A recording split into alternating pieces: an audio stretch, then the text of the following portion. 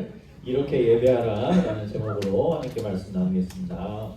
성경 읽기 중에 아주 최고 난이도의 그런 본문이었어요. 잘 읽어줬습니다. 자, 우리 지난 주간에 우리 출애굽기 마지막 시간으로 성막에 대해서 배웠습니다. 그래서 번제단부터 시작해서 물두멍 지나고 저 깊은 저 언약궤까지 우리가 하나하나씩 우리 거의 다 살펴봤는데, 성막의 핵심은 뭐라고 그랬죠? 키워드는 우리 수연의 키워드 만남. 성막의 키워드도 만남이고 우리 신앙생활의 키워드도 만남이라고 그렇게 했습니다. 하나님을 만나기 위해서는 그래서 지난주에 세 가지 나눴어요. 첫 번째는 우리의 죄가 해결이 되어야 된다고 했어요. 그래서 첫 번째로 나온 기물이 뭐였어요? 번제단이었어요. 동물을 이렇게 올려놓고 나의 죄를 회개하는 곳이었죠. 그래서 이스라엘 백성들은 매번 자신의 죄를 씻을 때마다 양 잡고 소 잡고 모든 짐승을 잡아야 되겠지만 우리는 그럴 필요가 없다고 했죠.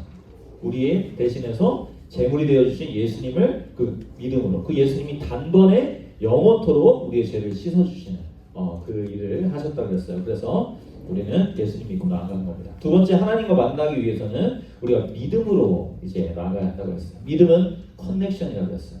믿음은 하나님과 연결을 하는 거예요. 기도를 하든지 교제를 하든지 무엇을 하든지 우리는 믿음으로 이제 하는 거죠. 지난주에 목사님이 진짜 오랜만에 정말 공부를 집중적으로 해야 되는 그런 일이 있었어요. 그래서 맘 먹고 월요일날 이제 도서관 가가지고 이렇게 공부하는데, 공부하기 전에 하나님께 그렇게 기도했어요. 스멜 아주 좋은 바깥에 그때 되게 공기가 좋았어요. 공기를 맡고 들어가서 시작하면서 하나님 힘을 주셔야 됩니다. 그리고 하나님, 내가 공부를 정말 열심히 해서 결과를 얻는다고 하더라도 하나님 없이는 이 결과는 아무 의미가 없습니다. 모든 과정 또 결과, 이 모든 공부하는 시간 하나님 지혜 주시고 힘 주시고 그렇게 도와주세요. 그렇게 기도하면서 하나님과 커넥션, 제가 그렇게 여러분한테 설교했잖아요. 그리고 제가 그렇게 살아야 될 것 같아요. 그렇게 하나님 앞에 이렇게 반응했고, 근데 여전히 공부를 하기 싫더라고요. 그래서 목사님 공부하는 그 시간이 5시에 끝나는데 4시 한 40분쯤 나왔어요. 그래가지고 물론 공부를 더 해야 됐지만 나와서 주변에 이렇게 걸으면서 찬양을 들으면서 그냥 그 주변이 너무 좋더라고요. 그러면서 또 스멜, 또 비 왔을 때, 비 오기 전후 막 그랬는데 그때마다 하나님, 저 나무가 보이더라고요. 목사님은 아무튼 그 자연을 통해서 하나님 자꾸 이렇게 마음을 주세요. 목사님 새 가지고 은혜를 많이 받으면 그날은 막 나뭇잎이 흔들리는 거예요. 평소엔 안 보이던 그 나뭇잎이 막 흔들리는 것처럼 하나님 진짜 살아계시네요. 그러면서 그 주변을 그렇게 걸었던 그런 기억이 납니다. 근데 그날 이제 시험을 봤잖아요. 근데 그때 주신 은혜, 그 산책을 하면서 주신 은혜가 너무 커가지고 시험 볼 때도 이상하게 인생 처음이었어요. 목사님 시험 진짜 싫어한다고 했잖아요. 시험 전인데도 막 다른 목사님들 막 공부하고 있는데 공부하기가 싫었던 건지 은혜가 있어서 그런 건지 그때 너무 그냥 어제 들었던 그 찬양 그냥 생각하면서 그냥 가만히 있다가 그냥 시험 보고 나왔어요. 아직 결과는 안 나왔어요. 어떻게 될지 모르겠어요. 아무튼 믿음으로 사는 것이 우리 힘이라는 거. 그러니까 마지막으로 하나님은 은밀한 중에 보신다고 그랬어요. 저 제일 끝에 가면은 언약궤가 있다고 그랬어요. 그래서 그 언약궤를 대제사장 한 명만 들어갈 수 있다고 했어요. 그러니까 1대1로 만나는 그 귀한 시간, 우리에게도 필요한 거. 이렇게 다 같이 모여서 우리 정말 공동체와 커뮤니티가 함께 하나님을 만나는 것도 너무 중요하지만 우리가 정말 나만의 그 하나님과 나만의 시간, 그 quiet 타임을 갖는 그런 것들, 인디비주얼한 그런 타임, 그런 시간. 사람이 많이 있다 하더라도, 목사님 산책할 때도 사람들 엄청 많았어요. 그래도 하나님과 나와의 그런 시간을 갖는 거 너무나도 중요하다는 거 말씀드렸어요. 여러분 이런 만남이 계속되길 바랍니다. 자, 오늘은 레위기라는 책을 이제 보게 될 거예요. 이제 새해를 시작하면서 여러분 많은 이제 결심을 하게 되는데, 그 많은 것 중에 하나가 크리스찬이라면 성경을 한번 읽어봐야겠다. 그래서 창세기부터 쫙 제네시스부터 읽어나가자. 첫 번째 위기가 언제 오냐면 지난주에 배웠던 그 성막에서 와요. 이게 뭐야? 뭔 말이야? 그러다가 진짜 또 하나의 위기는 레위기에서 와요. 진짜 레위기는 나의 위기예요. 그래서 우리 현수 읽었잖아. 1장부터 위기가 찾아오잖아요. 그렇죠? 그게 우리의 위기죠. 그래서 창세기가 우리의 오리진에 대해서 그렇게 얘기해 준다면 출애굽기는 salvation, 구원에 대해서 이야기를 해줘요. 자, 그럼 레위기는 어떤 책이냐? 구원받은 사람들이 어떻게 살아야 되냐, 특별히 어떻게 예배해야 되는가를 오늘 이렇게 레위기를 통해서 알려주는 거예요. 자, 레위기는 말 그대로 그거예요. 레위 지파가 쓴 기록한 책. 그래서 레위기란 거예요. 레비티쿠스라고 그러죠. 그래서 레위기에서 생각해볼 많은 것들이 있지만 오늘 여러분 가스펠 프로젝트를 통해서 5가지 제사에 대해서 배울 거예요. 우리 화면 한번 띄워줄까요? 자, 첫 번째 다 같이 읽어봅시다. 시작. 번제, 두 번째 소제, 세 번째 화목제, 네 번째 속제제, 다섯 번째 속번제. 자, 영어로도 한번 읽어보죠. 시작. Burnt offering, grain offering, fellowship offering, sin offering, guilt offering. 아, 영어 발음 진짜 좋네. 네, 부러워요. 오케이. 오늘 그런 것들을 다 배울 건데 오늘 한 1, 2, 3, 4번 정도까지만 목사님 짧게 나누면서 은혜를 나누고자 합니다. 자, 강조했지만 이건 예배예요. 그래서 영어로 보면 공통적으로 나오는 단어가 뭐예요? offering. 예, 그래서 영어 찬양 중에 offering이라는 찬양도 있죠. 하나님께 어떻게 오퍼링 할 거냐에 대해서 하나님께서 알려주신 거예요. 지난주 성막도 그랬어요. 하나님이 어떻게 해야 되고 얼마나 길이로 만들고 어떤 모양 만들고 순서는 어떻게 나야 될지 다 알려주시고 그 가운데 의미가 있었던 것처럼 이것도 똑같아요. 이 5가지 제사도 이거 하나하나 어떻게 이렇게 제사를 드리고 그 안에 어떤 의미가 담겨 있는지를 우리한테 알려주시는 거예요. 아, 번제는 이런 거구나, 소제가 이런 거구나, 이렇게 아는 것도 중요하지만 중요한 거는 저 하나하나에 어떻게 우리가 예배해야 되는지가 알려져 있어요. 그 정신이 스피릿이 담겨 있어요. 그렇다면 이 모든 것이 우리가 똑같이 번제 드리지 않잖아요. 우리의 예배 가운데 저런 것들이 다 녹아져야 된다는 거예요. 오늘 그것을 함께 배우게 될 겁니다. 자, 첫 번째 burnt offering, 번제예요. 우리 성막에서 첫 번째 문을 열고 나오면 첫 번째 나오는 게 뭐라고 했어요? 주여 2명만 떠주십시오. 첫 번째 나오는 거 번제단. 살아있네. 한 명만 더 벌써 답을 알아버렸죠. 네, 번제단의 그 번제예요. 번제. 이미 잘 알 거예요. 그러니까 번제는 다 태워버리는 거예요. 완전히 태우는 거야. 가죽 빼고 다 태우는 거야. 그러니까 창세기에서 하나님이 아브라함에게 내 사랑하는 하나밖에 없는 아들 이삭을 뭐로 드리라고 나오냐면 번제로 드리라고 나와요. 그래서 번제의 의미는 뭐냐면 완전한 오베이, 순종이에요. 완전하게 하나님께서 말씀하신 대로 내 모든 것을 태워서 하나님이 말씀하신 대로 그렇게 가는 거예요. 아브라함이 그랬잖아요. 여러분, 아브라함의 생각이 왜 없었겠어요? 사랑하는 그 사랑이 왜 없었겠어요? 마음이 없었겠어요? 그런데 하나님의 말씀 가운데서 그것을 오베이 할 수 있었던 거는 아브라함 가운데 뭐가 다 태워진 거예요. 그래서 여러분, 번제 여기에 담겨있는 의미는 뭐냐면 우리 예배 가운데 담겨야 되는 의미, 예배는 순종이에요. 예배는 하나님의 뜻 앞에서 우리가 완전히 태워지는 거예요. 그래서 목사님이 얼마 전에 한 번 더 얘기했었던 것 같아요. 전회교에 있을 때 임원이랑 같이 이렇게 이야기를 하면서 한 명이 이제 오늘 말씀 들은 것 중에 나누기 시작하는데 목사님, 예배에 대해서 데피니션을 해보라고 그랬어요. 그때 한 청년이 그랬어요. 예배는 내가 없어지는 거야. 그런 얘기를 하더라고요. 정말 제가 은혜를 받았다고 했잖아요. 우리 살아있잖아요. 그런데 하나님의 뜻 앞에서 내가 완전히 무너져 버린 거. 그래서 하나님의 뜻에 살기 시작하는 거. 그게 이제 번제라는 거. 그래서 찬양 중에 이런 찬양이 있어요. 나의 마음 받으소서, 이런 찬양이 있는데 여러분, 마음이 들여지면 결국 뭐가 들여질까요? 우리 로마서 12장 한번 같이 읽죠. 시작. 그러므로 형제들아, 내가 하나님의 모든 자비하심으로 너희를 권하노니 너희 뭐를? 몸을 하나님이 기뻐하시는 거룩한 산 제물로 드리라. 이는 너희가 드릴 영적 예배니라. 너희의 뭐를 드리래요? 몸을 드리래요. 이 말은 뭐냐면 너희 전체를 드리라는 거예요. 하나님, 저의 마음을 드립니다. 우리 그렇게 많이 고백을 하지만 진짜 마음이 50%도 아니고 70%도 아니고 100% 드려지면 결국 뭐가 드려지냐면 우리의 전체가 드려져요. 우리 삶이 드려져요. 그래서 여러분, 목사님이 큐티를 강조하잖아요. 우리 수련회 때 많이 강조했잖아요. 거기서 만날 수 있다고. 중요한 건 그렇게 만남을 통해서 우리가 말씀을 볼 때 무슨 일이 일어나냐면 내 생각이 태워져요. 나의 마음이 태워져요. 여러분, 아까 찬양했잖아요. 주님 마음 내게 있어서. 그 마음이 어떻게 우리 가운데 오는 거예요? 내가 저 친구 진짜 싫어해. 용서하게 하소서 주일에 찬양했는데 월요일에 또 그 친구 봤는데 또 미워. 그걸 뭐예요? 말씀을 통해서, 기도를 통해서 나의 그 미워하는 마음이 태워질 때, 하나님의 사랑으로 다시 채워질 때 용서할 수 있게 되는 거죠. 근데 우리가 하나님과의 만남이 깊이 이루어지지 못하면 우리의 생각이 살아요. 나의 마음이 살아요. 그럼 우리 힘들어하죠. 그래서 예배는 정말 중요한 거예요. 예배 가운데 우리가 기도할 건 하나님 저를 태워주시옵소서. 완전한 순종. 그게 이제 번째입니다. 자, 두 번째는 소제, grain offering. 자, 이거는 곡식으로 드리는 제사예요. 그래서 히브리어로 보면은 이 소제라는 건 선물이라는 뜻을 가지고 있습니다. 여러분 농사를 지어본 사람, 농사 지어본 사람. 네. 여러분 가운데 나중에 저 지금 공부 너무 힘들고 나중에 일하는 것도 너무 힘들 것 같고 나중에 저 시골 가서 농사 지으면서 살래 이런 말 하잖아요. 실제 농사 지어보세요. 진짜 힘들어요.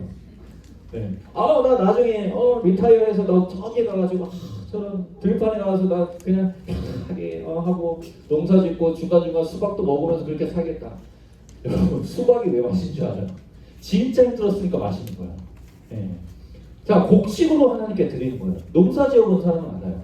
수시로 가서 계속 체크하고 막 진짜 말 그대로 왜 삽질한다 그 말이 왜 나오는지 그 삽질이 너무 힘든 거예요. 그리고 뭐 뿌리고 닦아주고 그 날씨가 안 좋으면 뭐 해주고 계속 갈 뿐만 아니라 그렇게 내 노력만으로 되는 것도 아니에요. 하나님이 빛을 주셔야 되고 비를 주셔야 되고 적당한 바람도 주셔야 돼요.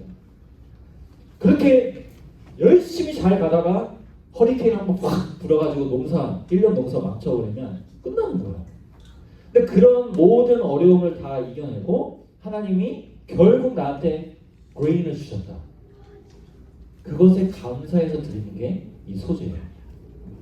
얼마나 감사하겠어요. 여러분은 농사꾼들이에요. 그 정도로 하나님께 감사한 그런 제목들이 여러분 있는지 모르겠어요.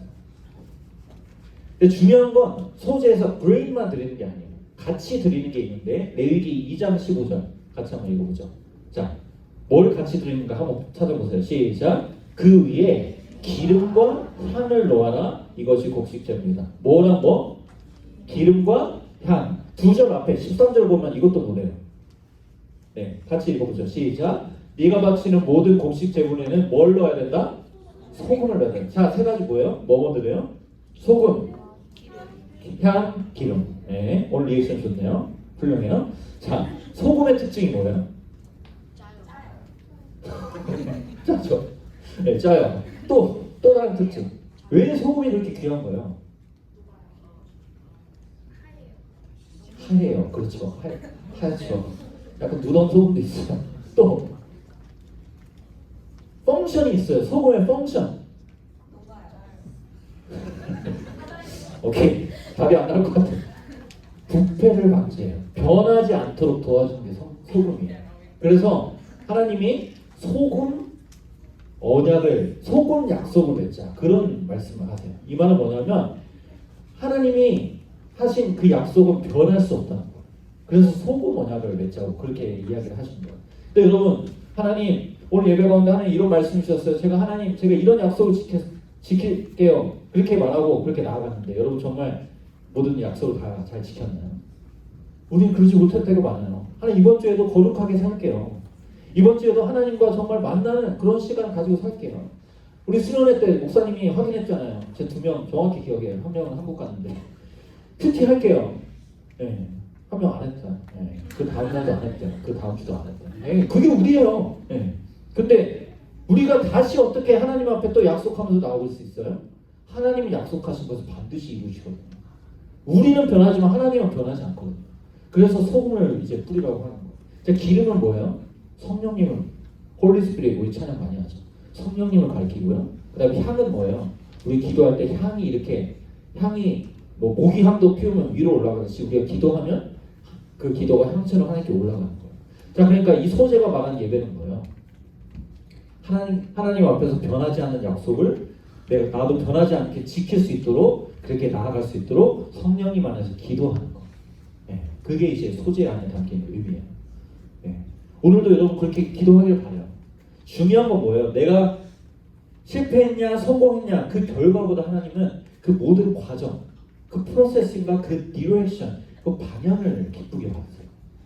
네. 그래서 여러분 내가 오늘도 실패했다 성공했다 거기에 여러분의 성공의 기준을 두지 말고요. 내가 하나님 앞에 지금 나아가고 있는가, 커넥션 되어 있는가, 네. 거기서 여러분의 영적인 컨디션을 확인했으면 좋겠어요. 자, 세 번째는 fellowship offering입니다. 화목제. 자, 화목제는 제물로 드린 고기를 하나님께만 드리지 않고 같이 나눠 먹는 거예요. 예. 우리 바베큐 파티 하듯이 우리 같이 이제 고기를 그렇게 나눠 먹는 거예요. 근데 그냥 와 신난다 하고 고기 먹고 와 잘가 집에 잘가 하고 끝나는 그런 게 아니라 왜 먹느냐는 거예요. 예. 하나님과 나랑 펠로십을 가졌다는 것을 기억하면서 먹는 거예요. 여러분 목사님은 교회에서 먹는 걸 정말 중요하게 생각해요. 잘 먹어야 돼요. 그래서 목사님이 우리 선생님들한테도 그러고 장로님들한테도 그래요. 우리 애들한테 많이 먹여줄 수 있도록 많이 지원해 주셔야 됩니다. 제가 그렇게 얘기를 했어요. 뭐 이제 목회라고 그러거든요. 미니스트를. 근데 목사님은 그걸 먹회라고 저는 믿는 사람이에요. 먹는 게 중요해요. 왜 그럴까요? 먹는다는 거는 펠로우십이거든요. 예. 여러분하고 진짜 사이가 틀어진 그런 친구하고 같이 밥 먹어본 사람 있어요? 예를 들면 이런 경우는 있을 수 있겠네요. 가족은 어쩔 수 없이 한 집이 있어야 되니까 어차피 같은 식탁에서 밥 먹어야 되니까 진짜 5분 전에 누나랑 싸웠어. 근데 밥 먹으라 해가지고 같이 밥 먹기 시작했어. 그 자리, 그 분위기, 그 온도 어때요? 따뜻하고 기쁨이 넘치나요? 거기가 지옥이에요. 그렇죠? 네. 그러니까 진짜 천국이냐 지옥이냐는 그 식탁에서 다 드러나거든요. 자, 예수님이 부활하신 다음에 베드로한테 찾아오셨어요. 베드로한테 가장 첫 마디가 이거예요. 밥 먹자. 아침밥 먹자. 그때 베드로의 상태가 어땠냐면 예수님을 배신했을 때요. 끝까지 3번이나 완벽하게 배신하고 나서 예수님 본 거예요. 그때 한 자리에 앉은 거예요. 예수님 밥 먹지. 베드로의 마음이 어땠을까요? 진짜 먹기 힘들었을 거예요. 근데 예수님이 베드로한테 뭐라고 했냐면 요한의 아들 시몬아 이렇게 말해요. 시몬은 베드로를 가리켜서 일반적인 사람들이 그냥 부르던 그런 이름이에요. 네. 근데 베드로는 예수님께서 정해주신 이름이거든요. 베드로의 이름의 뜻 뭔지 아는 사람? 베드로. 오, 나온 것 같은데? 베드로. 써니. 뒤보고 있는 써? 이렇게 한 거 아니에요? 껌 씹고 있는 건가? 네. 반석이라고 하는 줄 알았는데 반석이라는 뜻이에요. 네. 자, 그럼 생각해봐요. 내 이름이 김반석이에요. 김반석 목사예요. 실제 그런 이름이 있는데 내가 진짜 목사도 살다가 완전 뒤집어져가지고 잘못 뒤집어져가지고 막 살다가 그렇게 예배 때 그렇게 나왔어. 진짜 이러다가 난 맞아 죽을 것 같다. 그래서 무서워가지고 막 그렇게 나왔어. 그때 하나님께서 그러는 거야. 반석아, 무슨 마음이겠어? 반석이라는 뜻이 그런 거잖아요. 신실하고 늘 그 자리에 있고 영원히 변하지 않고 그런 이름을 나한테 불렀다고 생각해봐. 하나님 제가 무슨 반석이에요? 나 완전 깨지고 완전 빽빽 돌다가 그냥 계속 방황하다 왔는데 제가 반석이라뇨. 이렇게 생각하지 않겠어요? 그래서 예수님은 그런 거예요. 반석이라고 부르지 않고 시몬아, 준영아 그 이름을 부른 거예요. 베드로는 여기서 느꼈을 거예요. 예수님 날 여전히 사랑하시는구나. 그래서 물어보시죠. 시몬아, 네 여전히 날 사랑하냐? 예수님 다 알아요. 그럼에도 물어보시고 확인하시고 사랑한다 하시고 내 양을 치라. 내가 너에게 맡겨준 많은 영혼들을 네가 이제 내가 한 것처럼 하나님께로 인도하는 역할을 해줄 수 있겠니? 신뢰하신 거야. 여러분 예수님 이런 분이에요. 여러분이 니 나 배신했잖아. 저리 가. 니 지난주에 그렇게 살았잖아. 너 다음 주에 다시 와. 그때 기회 줄게. 이런 분이 아니라 언제나 우리의 이름을 불러주시면서 사랑한다 말씀하시고 여러분 신뢰해 주시는 분이에요. 왜냐하면 주님이 다 하시거든요. 그러니까 이거예요. 화해했다는 그런 의미. 예배는 뭐예요? 화해한 것을 하나님과 내가 화해한 것을 즐거워하는 거. 여러분 교회에서 밥 먹는 거 그냥 밥 먹는 게 아니에요. 하나님과 화해한 사람들이 하나님과 화해한 것을 즐거워하면서 먹는 그게 교회에 먹는 것에 구별된 거예요. 교회에서 똑같은 볼링장 벌써 스포를 해버렸네. 언제 볼링장 가려고 해요. 지금 계획 중에 있어요. 이렇게 반응을 해주세요. 말씀에.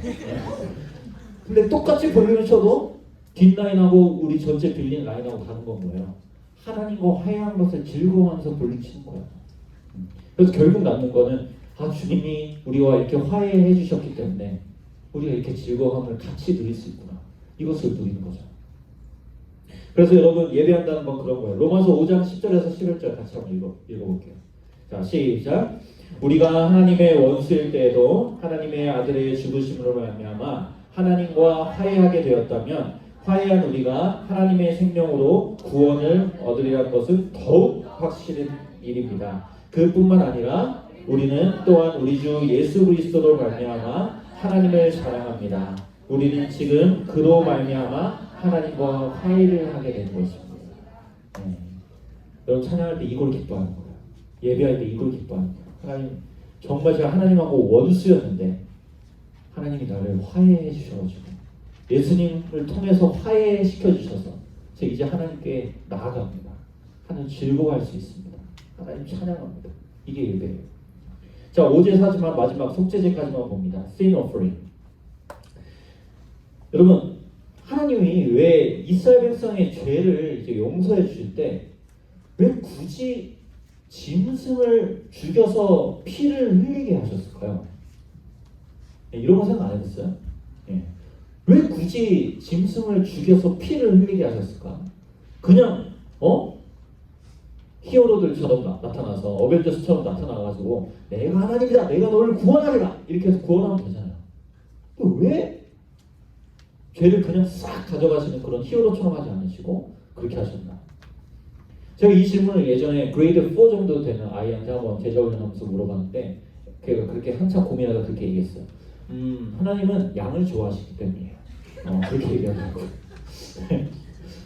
성경에 양 이야기가 나오니까 그 초딩의 입장에서는 하나님은 양을 좋아하시기 때문에 그래도 우리가 양고기 좋아하는 사람 양 먹듯이 하나님 그렇게 기뻐하시라고 생각했다는 거야. 아니 그러면 양을 찾아보기도 힘든 토론토나 서울 같은 대도시에서 예배드리면 어떻게 해요? 말이 안 되잖아요.